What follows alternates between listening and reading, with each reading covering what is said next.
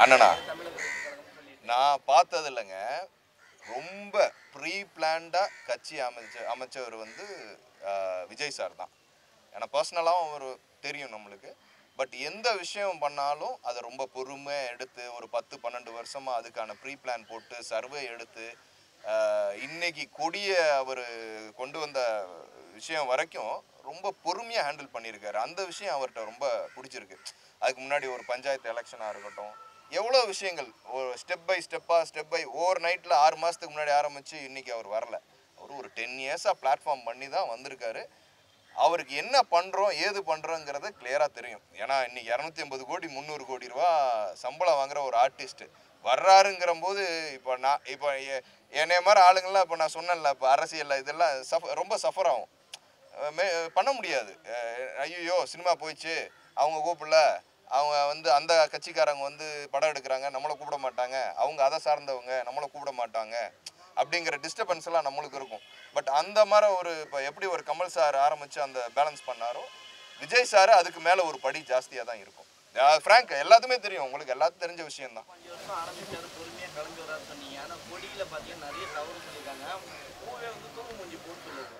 ஏங்க அதாவது இங்கே பாருங்க, தூங்கு மூஞ்சி பூவா இருக்கட்டும், எந்த பூவா இருக்கட்டும், அது ஒரு பூ தானே. ஆமாம், அதுவும் ஒரு பூ தான். அதுக்குன்னு ஒரு தன்மை இருக்குது, அதுக்குன்னு பயாலஜிக்கல் இது இருக்குது. அவர் சொன்ன விஷயங்களே அந்த போர் யானை அந்த மாதிரி விஷயங்களே ரொம்ப நல்லா இருக்கு. யாருக்குமே எது வந்து காமன், எல்லாமே காமன் தானே இந்திய ப்ராஜெக்ட். ஏன்னா நான் வந்து நான் முதல்ல அவரோட சினிமாவில் நான் நடிக்கிறேன், ரொம்ப ஆசை எனக்கு. ஒரு டைம் வந்து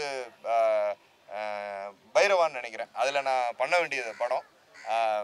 இவன் டேனியல் பாலாஜிக்கு பதிலாக வந்து நான் பண்ண வேண்டியது, அது பண்ண முடியலங்கிறதே எனக்கு ரொம்ப வருத்தம். நேராக அந்த ஷூட்டிங் போய் அண்ணன்ட்டே பேசினேன். அது குறித்து அவரோட நான் ஃபஸ்ட்டு சினிமாவில் பயணிக்கிறேன், அதுக்கப்புறம் அரசியலை பற்றி யோசிப்பேன். எனக்கு இப்போதைக்கு அரசியலில் எனக்கு பெரிய ஈடுபாடு கிடையாது. பாஜக மாநில தலைவர் அண்ணாமலை மாற்றணும்னு ஒரு தரப்பு சொல்றாங்க, ஒரு தரப்பு மாற்றக்கூடாதுங்க. நீங்கள் அந்த கட்சியில் இருந்தனால உங்களோட கருத்து அவர் கட்சியில் இல்லைன்ட்டாரு. இல்லை அதாவது காலம்தான் முடிவு பண்ணணும். நான் வந்து இப்போ கட்சியில் இருக்கேன் இல்லைன்னா எதுவுமே நான் சொல்ல. இன்னைக்கு நான் ஒரு நடிகனா நான் இருக்கேன். என்னோட சர்வேயில் வந்து நடிகன், அந்த நடிகர்களுக்கு வந்து இன்னைக்கு பூஜை போடுறாங்க, என்னை வச்சு ஒரு 4 படம் எடுப்பாங்க, நான் அது எனக்கு அதில் சம்பளம் வரும், நான் ஒரு சர்வேல் ஆவேன். அந்த சர்வேலுக்கு இன்னைக்கு எனக்கு சினிமா தேவை. அரசியல் போயிட்டா நீங்கள் சோறு போடுங்கன்னா சொல்லுங்கள், நான் அரசியல் போகிறேன்.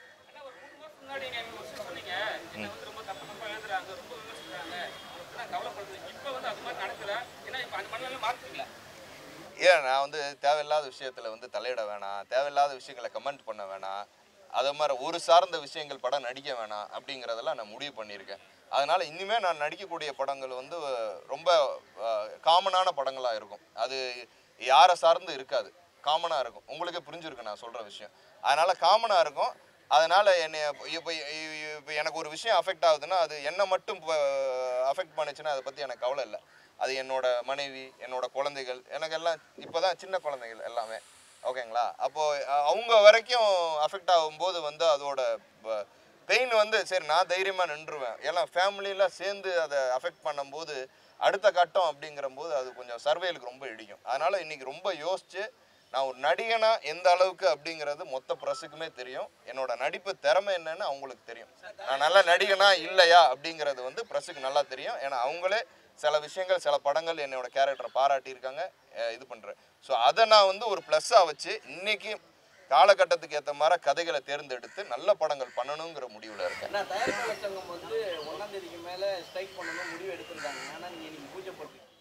இல்லை அதுதான் நான் பூஜை இப்போ நான் ஃபஸ்ட்டு நான் சொல்லும் போது அவங்களோட நாம்ஸுக்கு ஏற்ற மாதிரி நாங்கள் ஷூட்டிங் ஷெடியூலில் வச்சுப்போன்னு தான் சொன்னேன். நான் தயாரிப்பாளர் சங்கத்தில் இருந்திருக்கேன்ல, எனக்கு தெரியும். தினேஷ் ஃபோன் பண்ணார், பூஜைக்கு கார்டு வந்தோடனே அவங்க ஃபோன் பண்ணாங்க. நான் சொன்னேன் ஆரம்பித்தாச்சு, உங்கள் நாம்ஸுக்கு ஏற்ற மாதிரி நாங்கள் அதுக்கேற்ற மாதிரி ஷெடியூல் பண்ணிப்போம்னு சொல்லியாச்சு.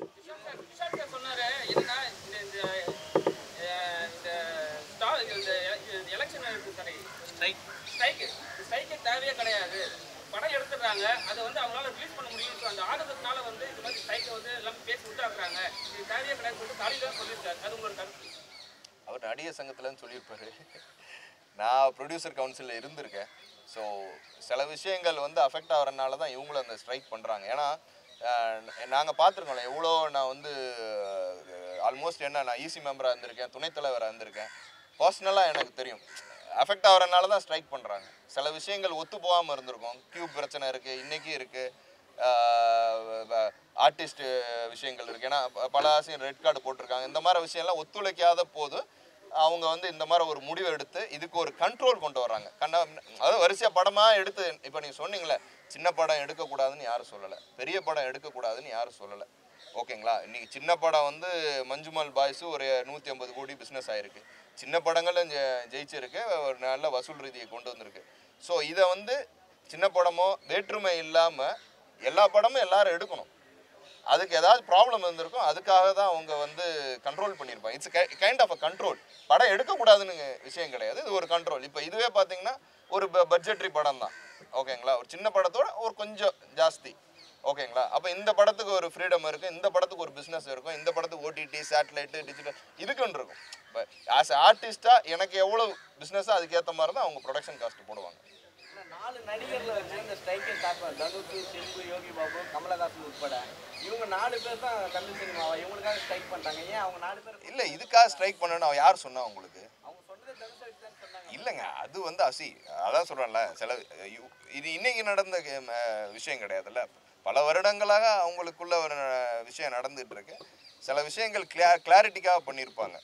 எனக்கு அதை பற்றி எனக்கு டீட்டெயிலாக தெரில. இப்போ நான் போஸ்ட்டில் இல்லாதனால எனக்கு தெரியல. நடிகர் சங்கமும் தயாரிப்பாளர்களும் ஒற்றுமையாக இருக்கா தமிழ் சினிமாவில்?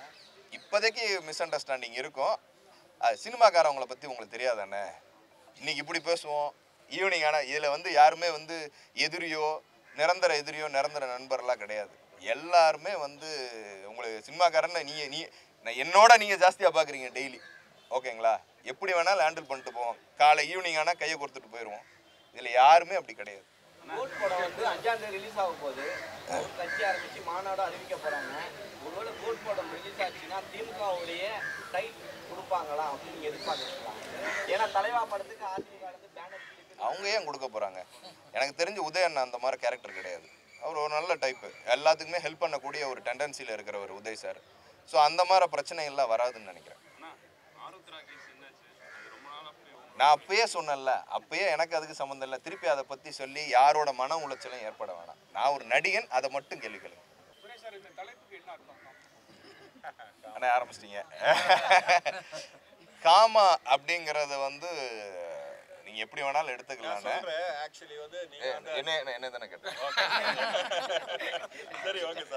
நீ டிஸ்கிரிப்ஷன் நீ கொடுக்கலாம், தப்பு கிடையாது. ஆனால் உண்மையிலே டைட்டில் பேர் வச்சது நான் தான். ஒரு 3 டைட்டில் சொன்னாங்க. அப்போ இந்த கதை கருவுக்கு வந்து இந்த காமா அப்படிங்கிறது வந்து அது வந்து இச்சையாக நினைக்க வேணாம். காமாங்கிறது வந்து இந்த டைட்டிலுக்கும் பொருந்தும், இந்த கதைக்கும் பொருந்தும். அதை தவிர வந்து இந்த படத்துக்குள்ள வந்து இந்த டைட்டிலுக்கு இதுக்கு வந்து 100% சம்மந்தம் இருக்கு. வாங்க இது திடீர்னு கேட்டா இப்படி இல்லை அதை விட்டுருங்க, டைட்டில் விட்டுருங்க. ஏன்னா கேரளாவில் நான் ஒரு 4 படம் பண்ணியிருக்கேன். மம்முட்டி சார் கூட பண்ணியிருக்கேன், ஷிகாரி ஷம்மன் ஃபர்ஸ்ட் படம் பண்ணியிருக்கேன், அதுக்கப்புறம் இவர் படம் பண்ணியிருக்கேன், இன்னும் 2 படம் மலையாளத்தில் நடிச்சுட்டு இருக்கேன். இது எல்லா ஸ்டேட்டில் உள்ள எல்லா மூவிஸ் என்ன சொல்லுவாங்க, தெலுங்கு இருக்குது, மலையாளம் இருக்குது, கன்னடா இருக்குது, பாலிவுட் இருக்குது. இந்த மாதிரி சில விஷயங்கள் வந்து உண்மையிலே கண்டிக்கத்தக்கது. அதுல எந்த மாற்று கருத்தும் கிடையாது. மலையாளத்தில் பொறுத்த வரைக்கும் இது என்ன இன்சிடென்ட் 2016 நடந்த அது ஒரு இன்சிடென்ட் நடந்திருக்கு.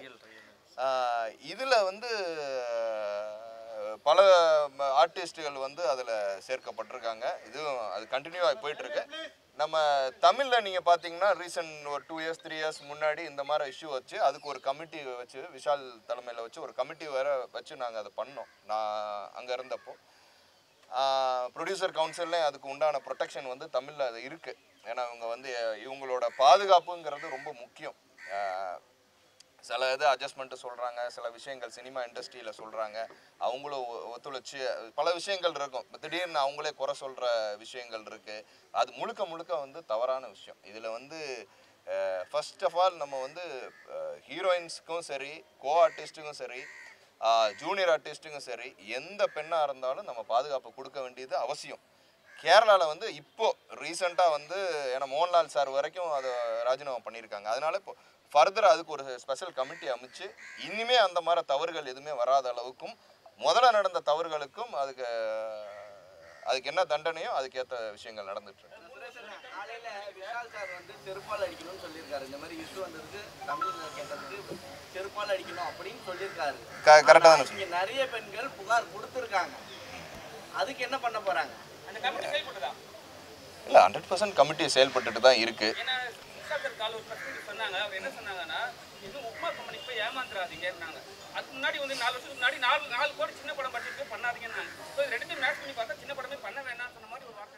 இல்லை அது முன்னாடி என்ன பேசினாருங்கிறதில்ல. இந்த இதை சம்மந்த பொறுத்த வரைக்கும் நானும் ஏதோ சில ஆஃபீஸில் கேள்விப்பட்டிருக்கேன். படம்னு சும்மா பூஜை போடுவாங்க, படம் ஆரம்பிக்கிற மாதிரி ஆரம்பிக்கும், அதுக்கப்புறம் வந்து சில அண்டர்ஸ்டாண்டிங் வேலைகள் நடக்கும், படம் ட்ராப் ஆகும்.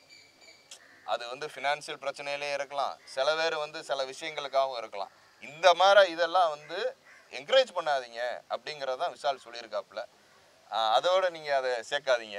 ஸோ இன்னைக்கு அவர் சொன்னது வந்து நல்ல விஷயம் தானே, செருப்பால் அடின்னு தானே சொன்னது, நல்ல விஷயம். அவர் என்ன சொன்னார்னா, நடிகர் சங்கம் வந்து போலீஸ் ஸ்டேஷன் இல்லை, புகார் வந்தால் நடக்கும். ஒரு ஆர்டிஸ்டோட வெல்ஃபேரை வந்து பாதுகாக்க வேண்டியது தானே சங்கத்தோடைய கடமை.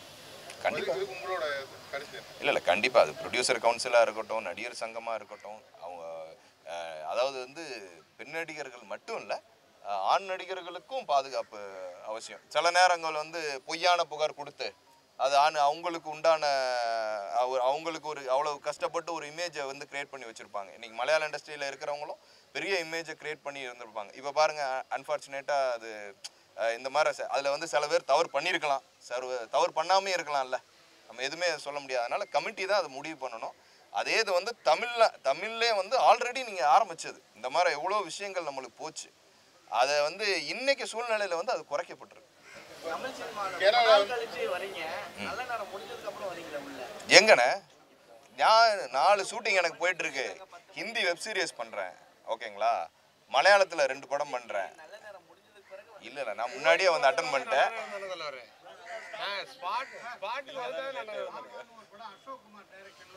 எதுன்னு? சரி சரி ஓகே.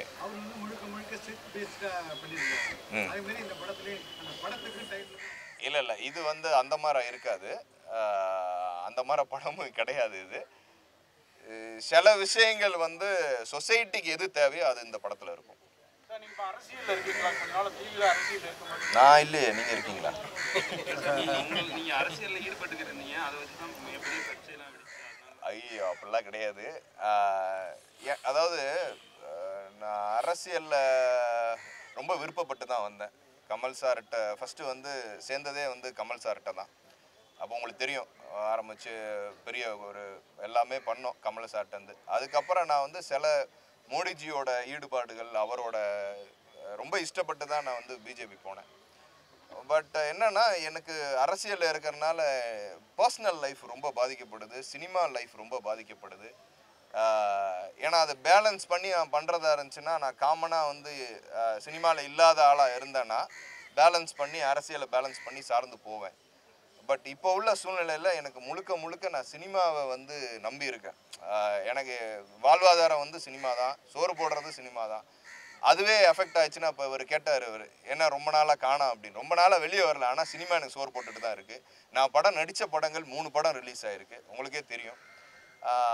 இப்போ நான் ஷூட்டிங் போயிட்டு தான் இருக்கேன், நல்ல ஆப்பர்ச்சுனிட்டிஸ் வருது எல்லாமே. நான் அதனால் வந்து சினிமா முழுக்க கான்சன்ட்ரேஷன் பண்ணணும் அப்படிங்கிறத விரும்புகிறேன்.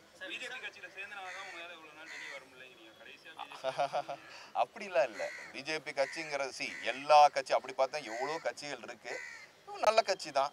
நான் வந்து எந்த தவறும் சொல்லலை, எல்லா கட்சியும் நல்ல கட்சி தான். அது காலம் பதில் சொல்லலாம், அவ்வளோதான். இப்போதைக்கு நான் நடிக்கிறேன், சினிமா ஆக்டராக இருக்கேன், அவ்வளோதான்.